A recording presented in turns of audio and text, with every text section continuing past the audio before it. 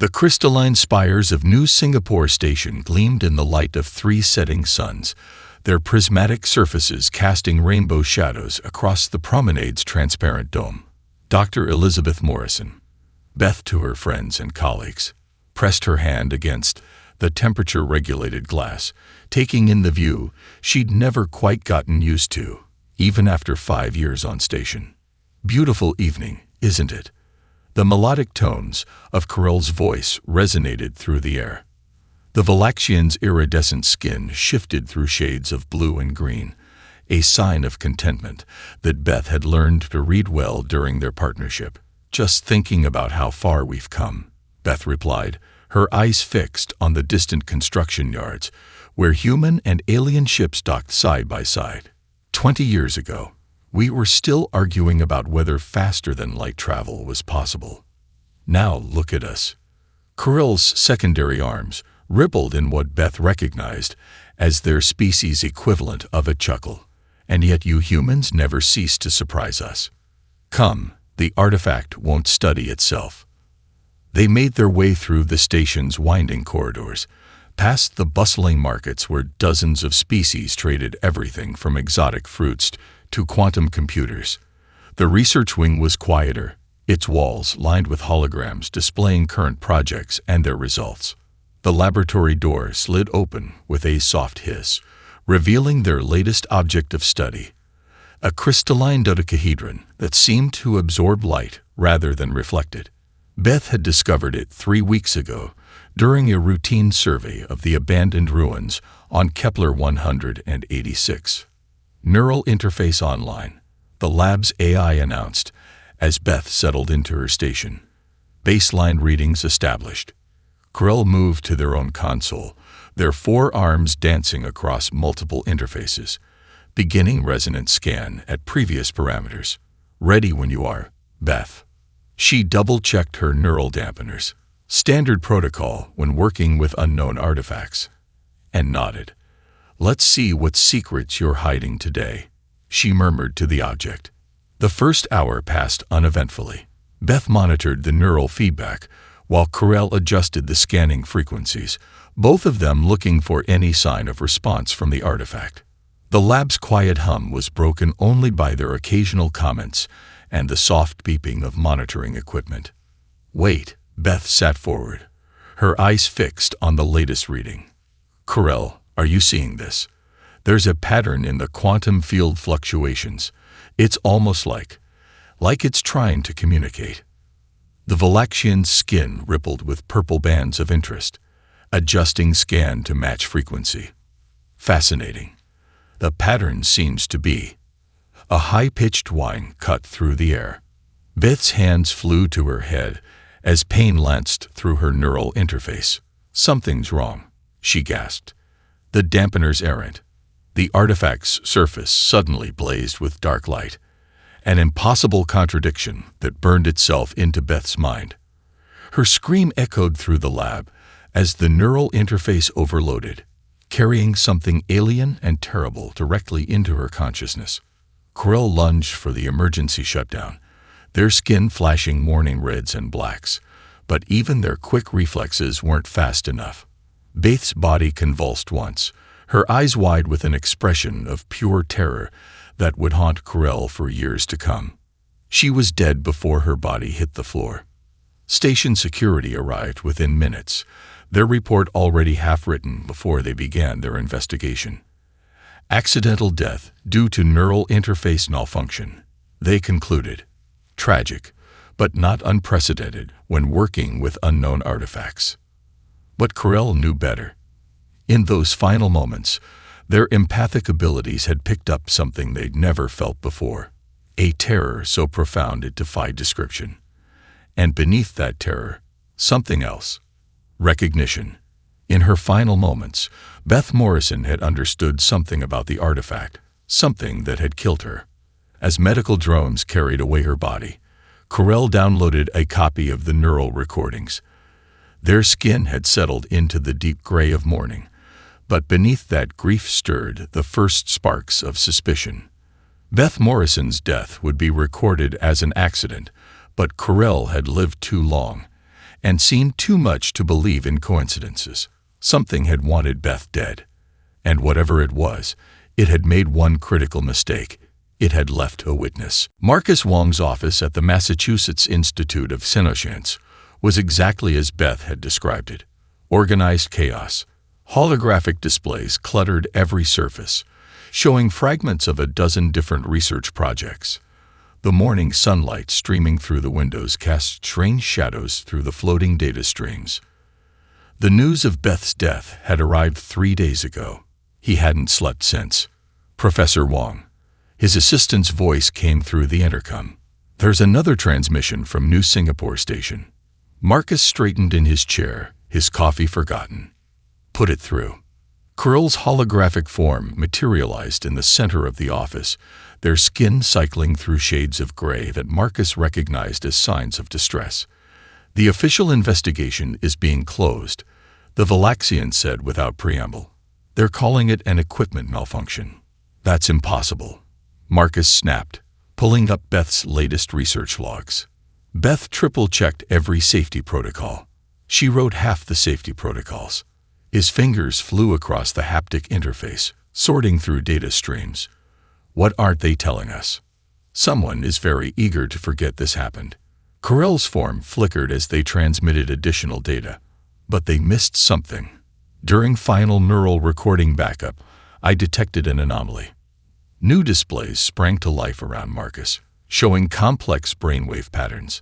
He recognized Beth's distinctive neural signature. He'd seen it often enough during their joint research projects. But there was something else, something hidden in the data. Watch the theta wave frequencies, Corell continued, specifically at time index 47.3, just before. Marcus adjusted the display, enhancing that segment. His breath caught. That's impossible. These patterns, they're not random interference. He zoomed in further, his hands shaking slightly. This is structured data. Beth's brain was receiving information. Precisely. And there's more. Corell's skin shifted to deep purple. Similar patterns have been reported at research stations across human space. 3 cases in the past month alone. All dismissed as equipment malfunctions. Marcus was barely listening. His attention was fixed on a message that had just appeared in his inbox. The sender field was corrupted, but he recognized the quantum encryption signature. Only one person had ever used that specific algorithm. Beth. The message was dated 6 hours before her death. Marcus, if you're reading this, something went wrong. The artifact isn't what we thought. It's not dead tech, it's dormant. And it's not alone. Check the frequency matches. They're all connected. Don't trust the official channels. And whatever you do, don't let them. The message ended there. Marcus's hands moved before his conscious mind caught up, pulling up research data from other stations. Incident reports, medical logs, neural recordings, all of them showing the same distinctive pattern. Corell, are you seeing this? The frequency signature in Beth's final scan. It matches perfectly with these other cases. Yes, Corell's hologram moved closer to the displays. But there's something else. Something Beth discovered just before her death. The pattern. It's not entirely alien. Part of it matches human neural architecture. Marcus froze. That's not possible. These artifacts predate human spaceflight by millions of years, unless they were designed to interact specifically with human consciousness. Corell's skin had turned a deep, troubled blue. Marcus, I need you to come to New Singapore Station. There are things I can't trust to transmission. Bring Beth's old neural mapping data, all of it. The hologram flickered out, leaving Marcus alone with the implications of what they'd discovered. He turned to the window, watching as students crossed the campus below, going about their normal lives. None of them knew that something was out there, something that had waited millions of years for humanity to reach the stars. He pulled up his travel interface, booking the next quantum jump to New Singapore Station. As the confirmation came through, his gaze fell on the last photo taken of Beth, both of them grinning at the camera after their successful defense of their joint thesis on Sena consciousness evolution. What did you find out there? "Beth," he whispered to the image. "And more importantly, what found you?" The morning sun cast his shadow long across the office floor as he began to pack, unaware that across human space, others were starting to ask the same questions. The ripples of Beth Morrison's death were spreading, and the answers they would reveal would change everything. The ruins of Kepler 186 have stretched before them like the bones of a forgotten civilization. Marcus adjusted his environment suit's settings as he followed Carell through the twisted spires of what had once been a thriving alien metropolis. The purple light from the distant sun cast everything in an eerie glow. "This is where Beth found it?" Marcus asked, his breath fogging his helmet's visor. Carell's environmental field shimmed around their form. The artifact was buried beneath these structures. But something doesn't add up. They paused, all four arms gesturing at the surrounding architecture. These ruins are only 20,000 years old. The artifact's composition dates back millions of years. Marcus's handheld scanner chirped, detecting the same frequency signature they'd found in Beth's neural recordings. "We're getting close to something." The readings are similar too. His comm unit crackled with static. "Emergency alert. Dr. Sandra Hayes found unresponsive in Proxima Station's Synorchaeology lab. Neural interface failure reported." Hayes. Marcus's blood ran cold. She was part of Beth's original research team. Carell's skin flashed warning colors. The third death this week. Dr. Chen on Europa Station, Dr. Patel at the Mars Archive, and now Hayes. All accessed Beth's final research notes. They reached a partially collapsed structure, its walls covered in symbols that seemed to shift when viewed directly. Marcus's scanner went wild. "The frequency signature is strongest here, whatever we're looking for." "Down." Carell yanked Marcus aside as a section of wall disintegrated, revealing the hidden chamber. Inside, a familiar crystalline shape pulsed with that same impossible dark light they'd seen in the lab recordings of Beth's death. Marcus's neural dampener screamed warnings as his scanner displayed readings that shouldn't have been possible. "It's not just a weapon," he breathed, watching patterns emerge in the data stream. "It's a key." Beth figured it out. These artifacts, they're all connected. They're trying to unlock something in our minds. "Incoming transmission," his suit computer announced. "Origin, Proxima Station Archives." A holographic recording flickered to life. Dr. Hayes' face appeared, her expression tense. "Marcus Carell, if you're receiving this, I'm already dead. I found Beth's backup files. The artifacts aren't weapons, they're tools. Someone adapted them, turned them against us. But that's not what they were built for. They were meant to elevate consciousness, to prepare species for something bigger." Beth discovered. The recording cut off in a burst of static. "We need to move," Carell said, their skin now a deep, urgent red. "Security forces are converging on this location. Someone tracked our landing." Marcus quickly connected his data core to the artifact, starting a download. 10 seconds. "We need this data." Hayes was right. These aren't random attacks. Someone's systematically eliminating anyone who gets close to the truth. The sound of approaching shuttles echoed through the ruins. "Marcus." Carell's voice was urgent. The neural patterns in Hayes' final transmission. They match Beth's exactly. Not similar. Identical. The download completed just as floodlights swept over their position. Marcus yanked the data core free, his mind racing. That's statistically impossible unless they weren't random fear responses, Carell finished. They were receiving the same information, the same message. They ran through the ruins, ducking under fallen archways as security drones began their sweep. Marcus clutched the data core, knowing it contained pieces of a puzzle that had already cost 4 lives. But something still nagged at him. Beth's last message, he panted as they reached their concealed shuttle. She said the artifact was dormant. Not dead tech, but dormant. What if? A high-pitched whine filled the air, and every piece of electronics they carried simultaneously activated. Above them, The purple sky seemed to ripple like disturbed water. What if they were waiting for something? Krell whispered, their skin cycling through patterns Marcus had never seen before. What if every death, every neural recording, was building towards? The ground beneath them began to tremble, and in the distance, more artifacts began to emerge from the ruins, each pulsing with that same dark light. Whatever ancient mechanism Beth had discovered was finally awakening, and humanity had unknowingly played their part in its activation. The race wasn't just about solving her murder anymore. It was about understanding what she had set in motion before it was too late. The secure conference room deep within New Singapore Station's diplomatic sector felt like a trap.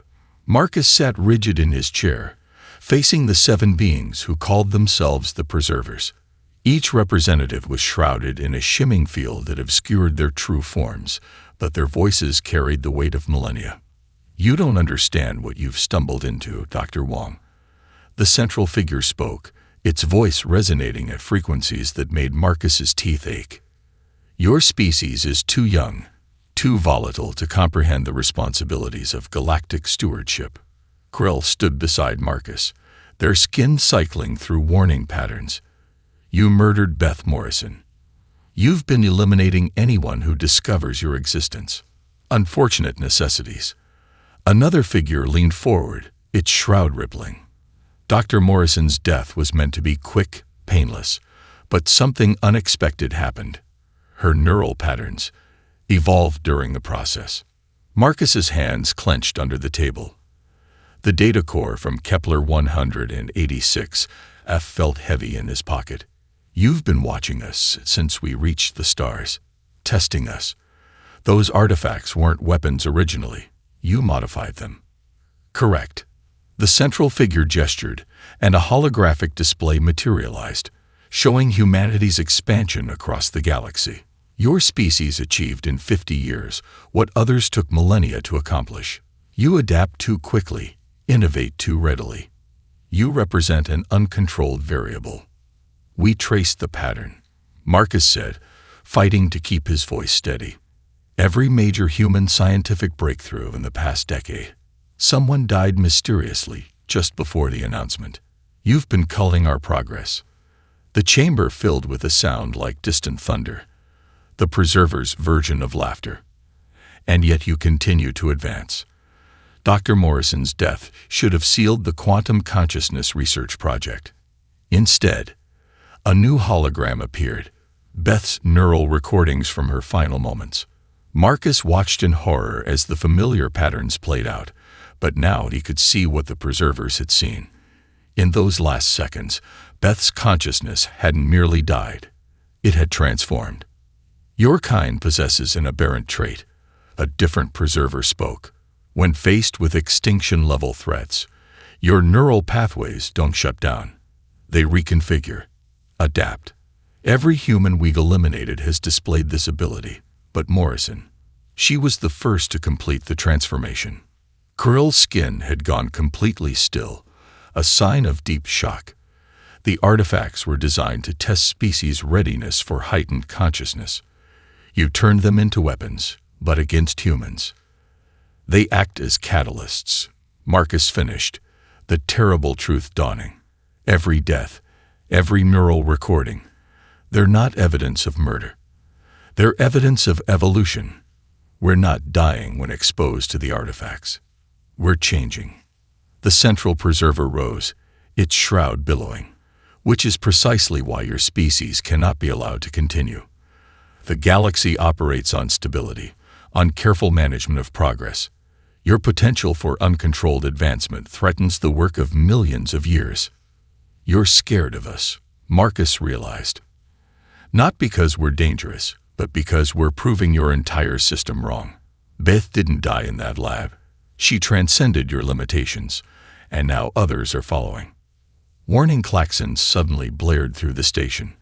The Preserver's shrouds flickered as data streams poured into the chamber. Multiple artifacts activating across human space, one reported. Neural pattern evolution spreading. It's happening too fast to contain. Marcus smiled for the first time since Beth's death. You should have studied your human history more carefully. Every time someone's tried to contain us, to limit our potential, it just forces us to evolve faster. The central preserver's shroud turned midnight black. Then you leave us no choice. The final protocol must be enacted. If humans cannot be contained, they must be eliminated. All of them. As emergency lights bathed the chamber in red, Marcus felt the data core pulse in his pocket. Beth's final discovery wasn't just about the artifacts or the preservers. She found something else, something that even these ancient beings feared. Proof that humanity's greatest strength wasn't their ability to survive extinction-level threats. It was their ability to turn such threats into opportunities for transformation. The quantum broadcast reached every human settlement simultaneously. Marcus stood in the center of Earth's emergency response center as his message echoed across the stars. They thought killing Dr. Elizabeth Morrison would silence her discovery. Instead, her death became the key to our evolution. The preservers want to stop us. Let's show them what happens when humanity is pushed into a corner. The response was immediate and overwhelming. Research centers across human space began uploading neural pattern data. Scientists, civilians, soldiers, volunteers flooded testing stations, offering their minds to the effort. What the preservers had intended as a weapon of control became humanity's greatest experiment in collective consciousness. Neural uplink established. The Earth Defense Network announced. Receiving data from Mars Colony. Europa Station. Proxima Centauri. New Singapore Station. Krell watched in amazement as the holographic display filled with streaming consciousness patterns from millions of human minds. Their skin shifted through colors of awe and disbelief. The neural architecture, it's restructuring itself. Your species is actively rewriting its own consciousness structure. In the secure labs beneath Geneva, Dr. Sarah Patel, the supposedly deceased researcher from Mars, emerged from an isolation chamber, her eyes glowing with newfound awareness. The patterns are holding. Beth was right. Human consciousness doesn't break under pressure. It evolves. Marcus studied the incoming data streams. Every human exposed to the artifact's frequencies showed the same adaptation Beth had discovered in her final moments. But now, with millions of minds working together, the process was accelerating. The preservers didn't understand what they were seeing, Sarah explained, her voice carrying new harmonics that made the air vibrate. They've spent millions of years guiding species toward a predetermined form of elevated consciousness. But humans, we create our own paths. Warning signals flashed across the global network. The preservers had launched their attack, targeting major population centers with modified artifacts. But something unexpected happened. Neural network adaptation at 300% of projected rates. The defense system reported. Consciousness evolution cascading across all connected nodes. Krill's skin pulsed with patterns of revelation. The artifacts. They're not just responding to human consciousness anymore. Your people are reshaping them, turning the very weapons meant to destroy you into catalysts for advancement.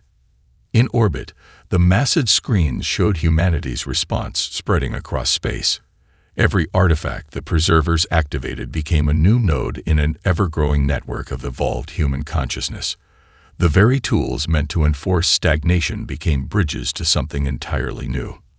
We're receiving reports from colonial outposts, Sarah announced, her transformed consciousness processing data faster than any computer. The adaptive patterns are stabilizing.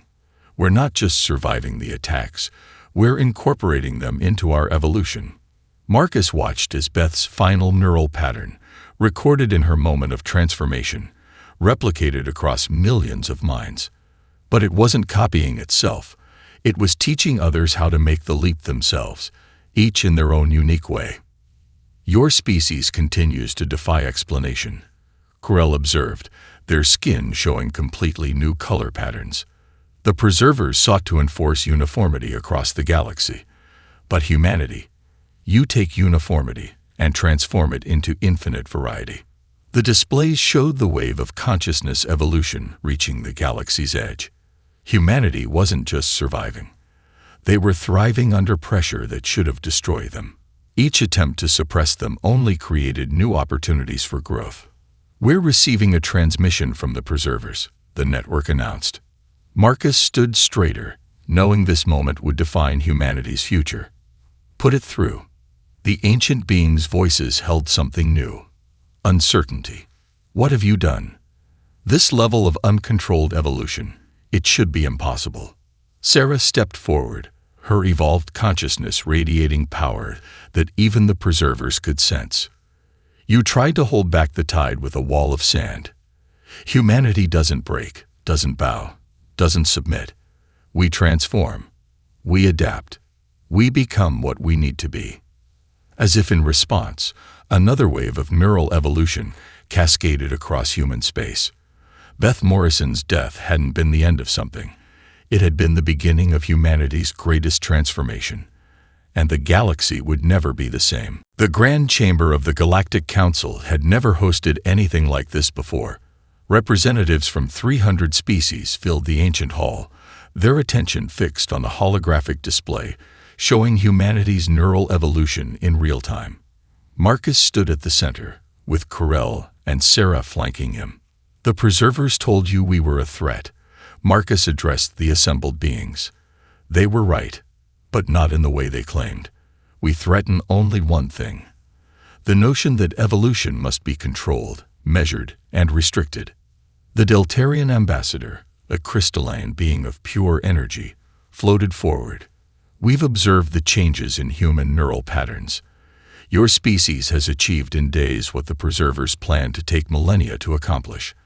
How can we trust such power won't corrupt you?" Sarah stepped forward, her evolved consciousness creating ripples in the chamber's psychic atmosphere. "Because we're offering to share it. Project Aegis isn't about human supremacy. It's about breaking down the barriers the preservers built between all our species." The data streams told the story. Humans across space were not just evolving. They were developing unique ways to interface with other species' consciousness patterns. Each human adaptation created new possibilities for interspecies communication and growth. "We've confirmed it," Corell announced, their skin displaying patterns of scientific excitement. "Human neural plasticity doesn't just allow them to survive psychic attacks. It lets them bridge the gaps between different forms of consciousness. They're natural translators." The chamber erupted in discussion as species that had never been able to truly communicate began to understand the implications. Marcus activated another holographic display, showing the first successful tests. A human researcher on Europa Station achieved direct consciousness synchronization with a Medusan quantum mind. He explained, "On Mars, we've established two-way communication with the silicon-based collective intelligence of the deep caves. Each human who undergoes the evolution becomes a potential bridge between species." A hive mother of the Century swayed forward on her gravity nullifiers. The preservers claimed such connections were impossible, that consciousness types were fixed and immutable. "The preservers built walls," Sarah responded, her voice carrying harmonics that every species could understand. "We're building bridges.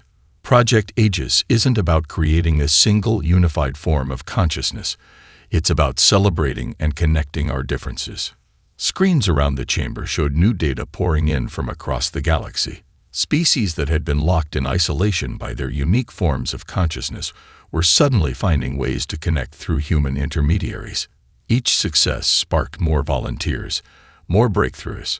"What you've done with the artifacts," the Deltarian ambassador observed, "it should be impossible.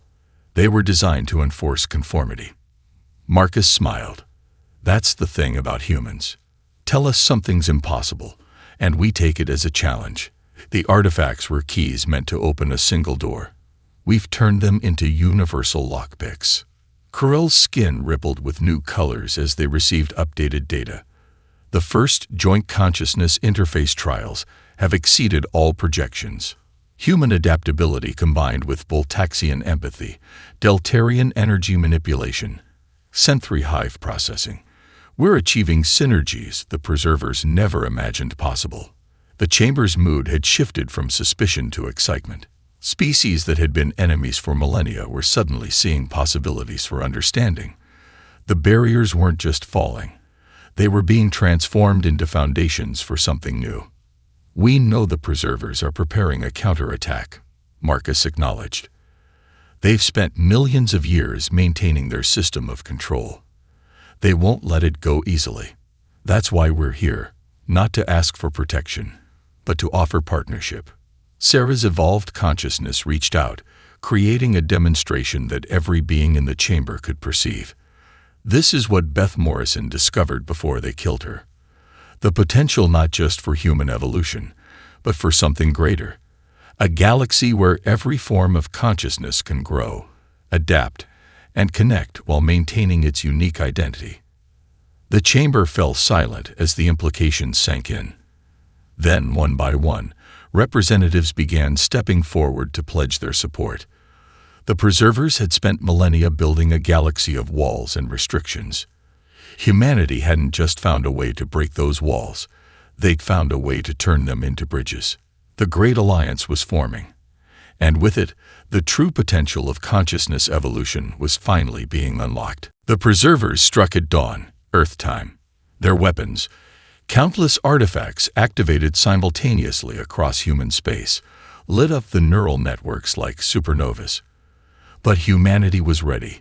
They had been preparing for this moment since Beth Morrison's consciousness first evolved beyond the Preservers' constraints. Multiple artifact signatures detected, the Earth Defense Network announced. Energy readings off the charts. They're trying to overwhelm our neural defenses through sheer power. Marcus stood in the central control hub of Project Aegis, surrounded by holographic displays showing the battle unfolding across space. Sarah's evolved consciousness processed the data streams faster than any computer, while Carell's skin flickered with tactical patterns. "They don't understand what they're dealing with," Sarah said, her voice resonating with newfound power. "Every attack they launch, every artifact they activate, they're just giving us more tools to work with." The displays showed the truth of her words. As each artifact activated, evolved human consciousness patterns reached out, transformed them, integrated them into the growing network. What the Preservers intended as a death blow became fuel for further evolution. "Neural bridge connections holding steady," reported Dr. James Chen from Europa Station.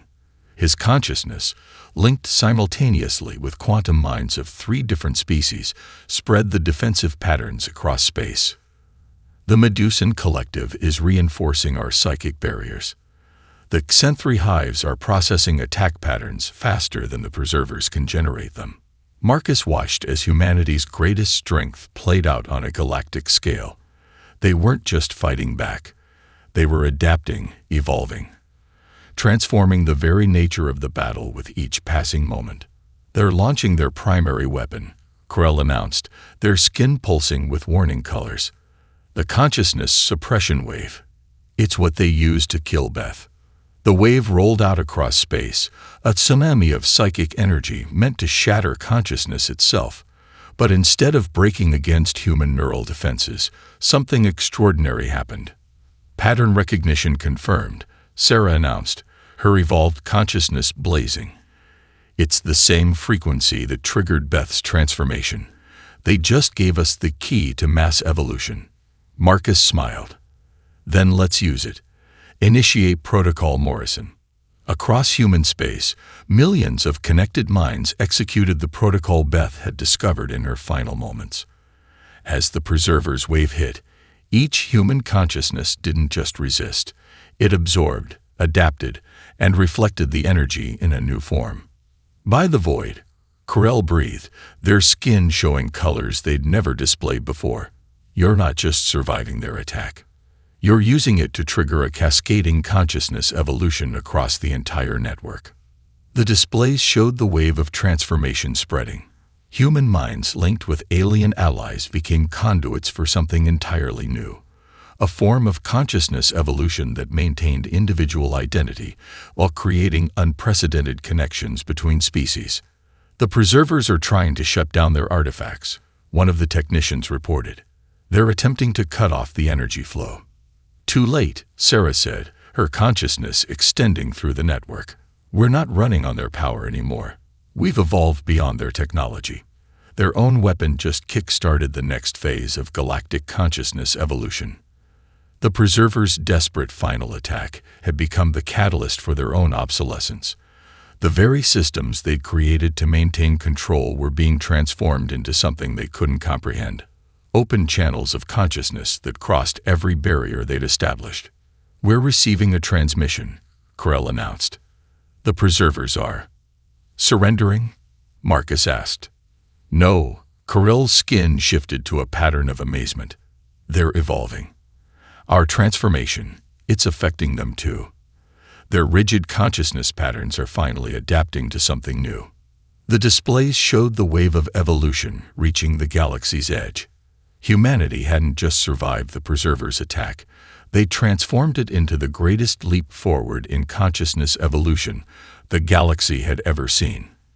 Beth Morrison's final discovery had unlocked not just human potential, but the potential of all conscious beings to grow beyond their limitations.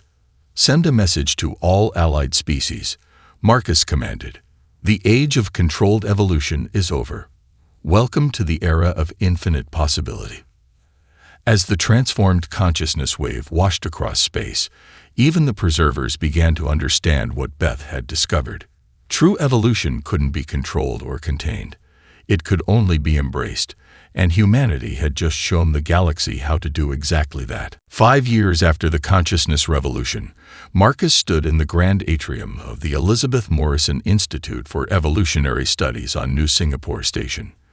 The massive space, once a simple research facility, now housed the greatest collection of interspecies consciousness studies in known space. The memorial wall shimmered with active mural patterns, a living tribute to the woman whose death had changed everything. Beth's final mural recording played on infinite loop, showing the moment of transformation that had opened the door for all that followed. "The first graduating class is ready," Sarah said, approaching with Krell beside her. Her evolved consciousness created subtle ripples in the air, harmonizing with the dozens of different species gathered for the ceremony. "She would have loved this," Marcus replied, watching as human students entered alongside beings from across the galaxy. Each graduate had mastered the art of consciousness bridging, learning to connect minds that the Preservers had once declared incompatible. Krell's skin displayed patterns of pride and remembrance. The Preservers believed consciousness was a finite resource to be carefully managed. Beth proved it was an infinite frontier waiting to be explored. The ceremony began with a demonstration. The graduates linked minds, creating a cascade of consciousness that every being in the atrium could experience. Human adaptability merged with Deltarian energy manipulation, sensory hive processing, and dozens of other unique mental architectures. The result was something greater than the sum of its parts, exactly what Beth had theorized in her final research. "Latest reports from the frontier expeditions," Sarah announced, sharing the data through their linked consciousness. 3 more ancient species discovered, all trapped in technological stasis by the Preservers' restrictions. Our graduates are already helping them integrate into the new galactic network. Marcus smiled as he watched a young human student working with a crystalline being, their minds linking in ways that would have been impossible just years ago. The Preservers thought killing Beth would protect their system. Instead, they created exactly what they feared most: uncontrolled evolution that spreads exponentially. "Not uncontrolled," Krell corrected, their skin shifting to academic patterns. "Self-directed. There's a difference. Your species showed us that consciousness can evolve without losing its essential nature. Every human who transforms maintains their identity, while gaining the ability to bridge to others." The main display activated, showing a real-time map of consciousness connections spreading across the galaxy. Humanity had become the keystone species, their unique neural plasticity allowing them to facilitate connections between even the most disparate forms of consciousness. "The Preservers have requested to establish a permanent exchange program," Sarah noted. "Their evolved consciousness patterns show remarkable progress. They're finally learning to embrace change instead of fearing it." The ceremony reached its peak as the graduates demonstrated their final projects. Each one showcased a new application of consciousness bridging, from helping isolated species overcome technological barriers to facilitating peace between ancient enemies through direct mental connection. Beth's final message, Marcus said softly, looking up at her neural pattern display. We finally decoded all of it. She didn't just discover how to evolve consciousness. She discovered why the preservers feared it so much. True consciousness can't be contained or controlled. It has to be free to grow, to change, to transform. And now it is. Corell agreed, their skin showing new patterns that reflected their own evolution. The Interstellar Consciousness Protection Treaty ensures that no species will ever again be held back from reaching their full potential. As the ceremony concluded, the graduates released their consciousness link, creating a cascade of mental energy that lit up the neural monitors like a psychic aurora. Each graduate would go on to become a bridge, helping new species discover and develop their own paths to evolution. Marcus touched the memorial wall, feeling Beth's pattern resonate with his evolved consciousness. You did it, Beth. You showed us that death isn't the end. It's just another form of transformation. Your death sparked a revolution, but your discovery ignited an evolution that will never end. The stars shone brightly through the station's crystal dome, each one now representing not just a destination, but a connection in the ever-growing network of conscious minds. Humanity had found its true place in the galaxy, not as conquerors or subjects, but as bridges between all forms of consciousness, helping every species write their own story of evolution.